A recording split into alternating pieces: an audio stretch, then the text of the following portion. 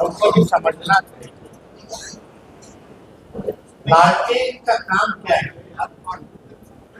अंधेरे में उजाला करना है ना। और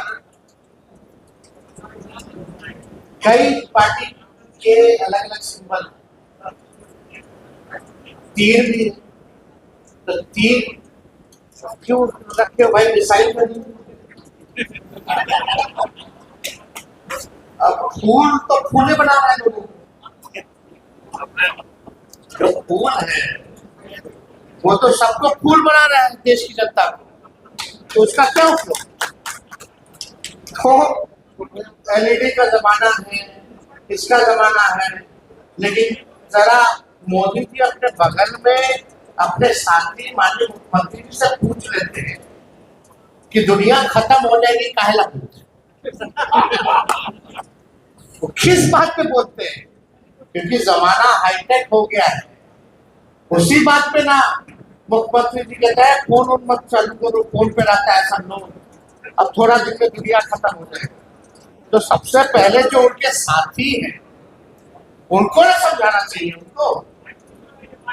तो ये सब बेकार की बातें। असल बात क्या थी, कल जमुई में प्रधानमंत्री ने शुरुआत की।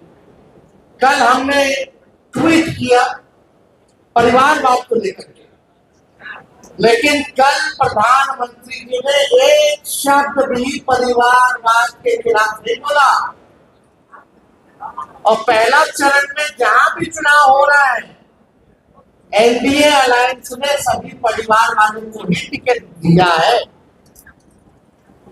तो प्रधानमंत्री जी कुछ भी कहते हैं, भाजपा का लोग हम बोलते ना कि गोबर दे करके बोलेगा कि दो खाओ हलवा है, समझे।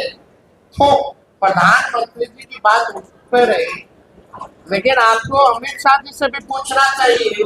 और हम पूछना चाहते हैं कि भैया अभी ये बता दीजिए जनता को कि प्रधानमंत्री जी वाला कौन कौन सा जुमला, फिर बाद में मत बोलेगा चुनावी समय में तो जुमले बोले जाते हैं, लेकिन वो लोग जुमला बोलता है और हम लोग जो कहते हैं वो करके दिखाना। हम लोग 17 महीने आए तो 5 लाख सरकारी नौकरी हम लोगों ने दिया। कल मुख्यमंत्री जी कह रहे थे नौकरी का जिक्र कर रहे थे। बताओ, जो मुख्यमंत्री 2020 में कहता था कहां से पैसा लाएगा, असंभव है। आज उनको भी हम नौकरी की बात करवा रहे नहीं करवा रहे, उनके हाथ से दिलवाए नहीं दिलवाए की बात।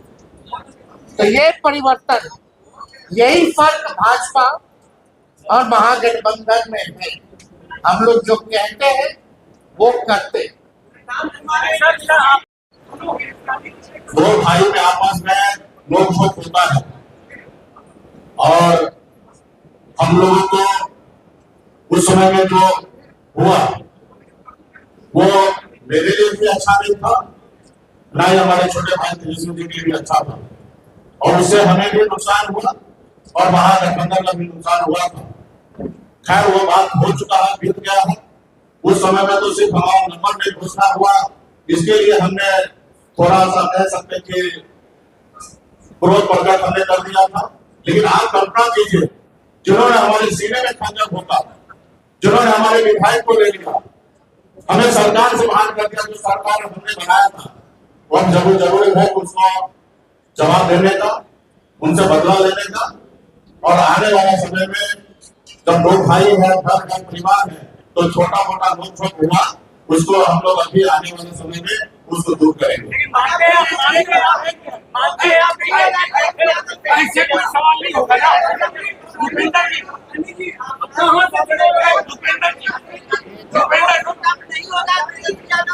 अब एक साथ आप रहेंगे, निश्चित तौर पे एक साथ रहेंगे। हम वो नीतीश जी की जैसे नहीं कहेंगे कि मीटिंग में मिल जाएंगे और फिर कहीं नहीं जाएंगे। हम साथ हैं, हमेशा साथ रहेंगे और आगे वो समय आएगा, आपको जानकारी दे दिया जाएगा। पार्टी में इसमें चर्चा होगा, कौन सा सीट पर किसको लड़ाना है, कौन पार्टी के पदाधिकारी लड़ेंगे। और हम लोग पिछड़ा समाज के लोग हैं, निश्चित तौर पर हम लोग चुनाव मैदान में हम 40 से 40 सीट जीतने की आए हैं और मजबूती से हम लोग लड़ाई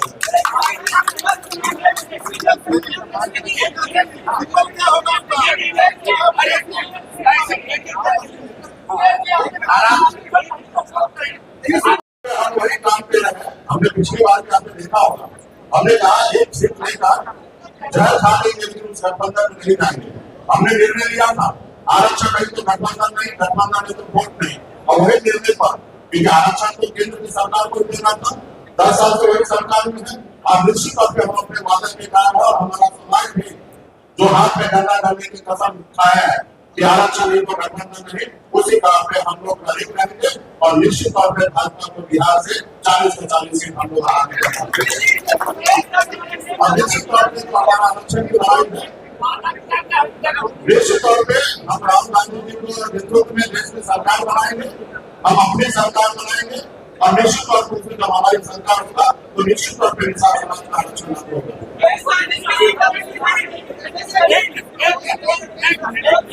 ये सारे सवाल एक तरफ से